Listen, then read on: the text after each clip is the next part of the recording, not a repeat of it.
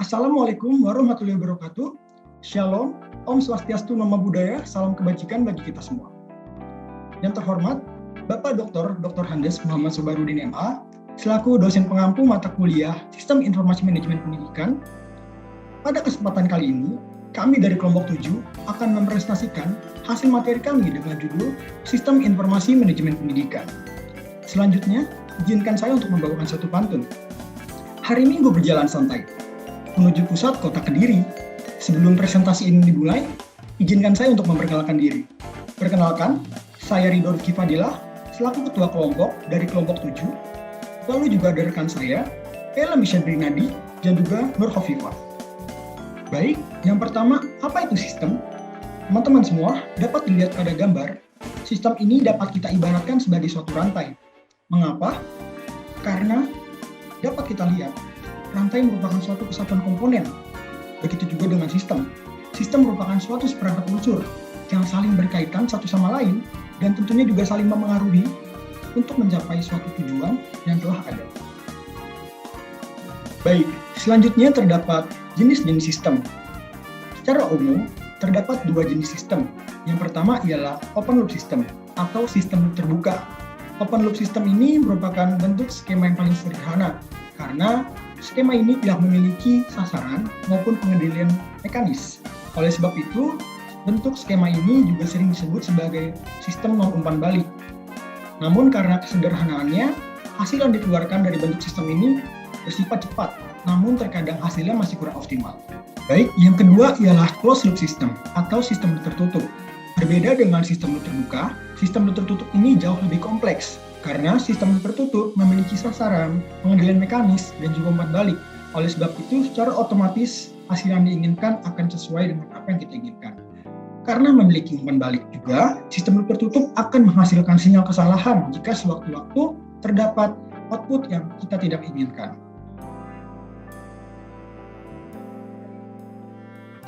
Baik, selanjutnya akan dilanjutkan oleh rekan saya. Baik, selanjutnya saya akan menjelaskan informasi. Apa itu informasi? Informasi dan data sering mengalami keambiguan karena adanya kekurangan di dalam pembagian pengertian di kedua istilah tersebut. Namun, kedua kata tersebut jelaslah berbeda. Data merupakan gabungan angka, simbol, dan fakta yang cenderung tidak berguna sebelum mengalami proses berikutnya terhadap data tersebut. Sedangkan informasi merupakan sebuah data mentah yang diolah atau diproses sehingga menciptakan wujud yang lebih berarti dan bermanfaat bagi yang ingin menggunakannya. Selanjutnya, apa sih manajemen itu? Manajemen merupakan daya gunaan sumber daya yang dimiliki oleh suatu lembaga yang meliputi komponen-komponen seperti manusia, metode, material, uang, mesin, dan pasar yang dikelola secara sistematis di dalam suatu proses sehingga mencapai tujuan yang ingin diraih. Oleh sebab itu, sistem informasi manajemen dapat diartikan sebagai kelompok komponen yang saling berhubungan, bekerja sama untuk mencapai tujuan bersama dengan menerima input, menghasilkan output yang transformasinya yang teratur. Selanjutnya, lalu terdapat fungsi dan manfaat dari sistem informasi manajemen. Fungsi sistem informasi manajemen yang pertama yaitu sistem informasi manajemen dapat membantu proses pengoperasian suatu organisasi. Yang kedua, sistem informasi manajemen dapat membantu berbagai jenis pelaksanaan strategi yang berorientasi kepada unggulan yang bersifat kompetitif. Yang ketiga, sistem informasi manajemen dapat membantu pengambilan keputusan di antara manajer dan para pegawai. Selanjutnya, manfaat sistem informasi manajemen menurut Mutahharoh yaitu yang pertama, sistem informasi manajemen memiliki manfaat untuk mengembangkan suatu proses perencanaan agar dapat tersusun secara efektif dan efisien. Yang ketiga, sistem informasi manajemen juga bisa mendukung tersedianya keterampilan dan kualitas di dalam pendayagunakan sistem informasi secara tepat. Dan yang terakhir, sistem informasi manajemen juga bermanfaat untuk menguatkan kredibilitas data yang agar dapat tertubuh secara tepat dan akurat bagi para penggunanya. Baik, selanjutnya komponen-komponen sistem informasi manajemen yang terdiri dari yang pertama ada perangkat keras atau hardware. Hardware merupakan keseluruhan komponen fisik yang menghasilkan suatu kesatuan sistem pada sebuah komputer. Dan yang kedua itu perangkat lunak atau software. Perangkat lunak atau software itu merupakan suatu data yang telah diprogram, diformat, dan disimpan secara digital melalui fungsi-fungsi tertentu. Dan yang ketiga yaitu ada pengguna atau user. Pengguna atau user merupakan seseorang yang menggunakan komputer atau layanan tertentu. Baik, selanjutnya akan dijelaskan oleh rekan saya. Kemudian selanjutnya ada data resource. Data resource sendiri merujuk kepada lokasi asal data yang digunakan, yang secara umum sumber data ini biasanya berupa database, file datar, dan lain sebagainya. Kemudian yang terakhir ada sumber jaringan atau network resource. Sumber jaringan ini sendiri merupakan elemen dari perangkat keras atau hardware, perangkat lunak atau software, atau data yang berhubungan dengan jaringan, misalnya seperti server dan printer di dalam jaringan.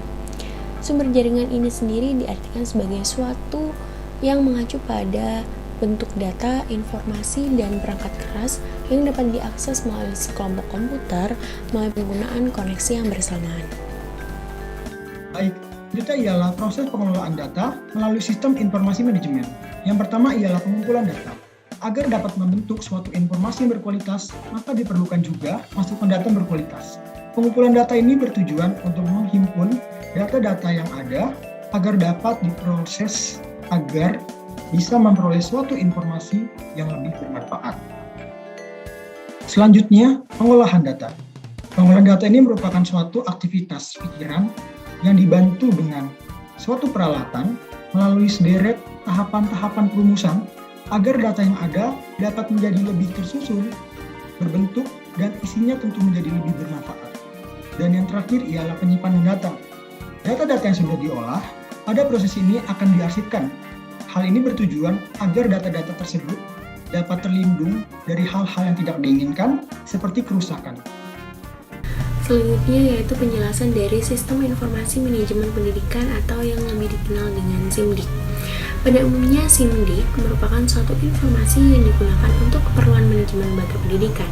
Namun Sistem Informasi Manajemen Pendidikan sendiri juga dikembangkan secara sistematis melalui proses operasional, pendaftaran peserta didik baru, proses akademik, pengelolaan keuangan, sampai dengan siswa ketika sudah menjadi alumni. Dengan adanya SIMDIK ini, kegiatan manajemen pendidikan menjadi lebih efektif dan terkontrol. Baik, selanjutnya ialah pendekatan sistem untuk hasil pendidikan yang lebih baik. Pada awal tahun 2011, Bank Dunia atau World Bank meluncurkan pendekatan ini sebagai upaya untuk membantu pemerintah di dalam memeriksa dan memperkuat kinerja sistem pendidikan secara sistematis agar dapat memastikan seluruh anak dan remaja dapat memiliki pengetahuan dan keterampilan untuk hidup. Selain itu, menurut Bank Dunia sendiri, pendekatan ini hadir untuk mengisi kesenjangan yang ada di dalam ketersediaan data kebijakan, informasi, dan pengetahuan mengenai faktor-faktor yang mungkin memiliki pengaruh terhadap kualitas pendidikan. Kemudian, pendekatan ini menggunakan alat diagnostik dan data kebijakan baru, sehingga memungkinkan pemerintah untuk mengevaluasi kebijakan melalui lensa standar berbasis global. Dan juga pendekatan ini membantu pemerintah untuk menentukan jenis perubahan dan kebijakan mana yang sekiranya dapat mereka terapkan untuk meningkatkan kualitas pembelajaran. Selanjutnya akan dilanjutkan oleh rekan saya. Selanjutnya yaitu penjelasan dari bentuk data yang sudah diolah melalui Sistem Informasi Manajemen Pendidikan. Ada dua klasifikasi dari bentuk data yang diolah di dalam bidang pendidikan. Yang pertama yaitu data dinamis. Data ini merupakan data yang sifatnya mudah untuk berubah di dalam jangka waktu harian, semesteran, dan lain sebagainya. Contoh dari data ini sendiri yaitu seperti gaji, nilai siswa, maupun IPK dari mahasiswa, dan juga keuangan. Kemudian yang kedua ada data statis. Data ini merupakan data yang umumnya cenderung tidak atau jarang berubah. Contoh dari data ini yaitu data kode nomor dan alamat serta identitas nama seperti tempat dan orang. Selanjutnya yaitu penjelasan dari tren di dalam dunia pendidikan. Ada beberapa tren yang ditemukan di dalam dunia pendidikan yang akan terus berlanjut. Yang pertama yaitu tren teknologi di dalam dunia pendidikan. Pada umumnya tren ini memang tidak menunjukkan tidak mendorong peserta didik untuk meningkatkan soft skill mereka. Begitu juga dengan para guru atau pengajar. Namun seiring berjalannya waktu, perkembangan dari teknologi ini dapat membantu guru untuk memudahkan memonitor kemajuan peserta didik selama mereka belajar. Selanjutnya yaitu pelatihan soft skill seperti keterampilan lunak, yaitu critical thinking, problem solving, manajemen maupun kreativitas. Hal-hal tersebut dapat diupayakan oleh sekolah untuk membantu siswanya di masa depan dengan menyiapkan atau mengadakan pelatihan untuk membantu para siswa memelihara dan menguasai keterampilan yang disebutkan tadi. Selanjutnya yaitu long life learning atau tren belajar seumur hidup. Tren ini bisa berupa sebuah kursus pelatihan yang berkelanjutan yang nantinya akan membuat lulusan peserta didik terlibat dalam perkembangan di bidang yang mereka geluti dan memastikan bahwa mereka akan terus kembali sekolah untuk mendapatkan pendidikan dan dukungan yang mereka butuhkan. Baik, sekian presentasi dari kelompok kami. Kurang lebihnya mohon dimaafkan. Terima kasih semuanya yang telah mendengarkan.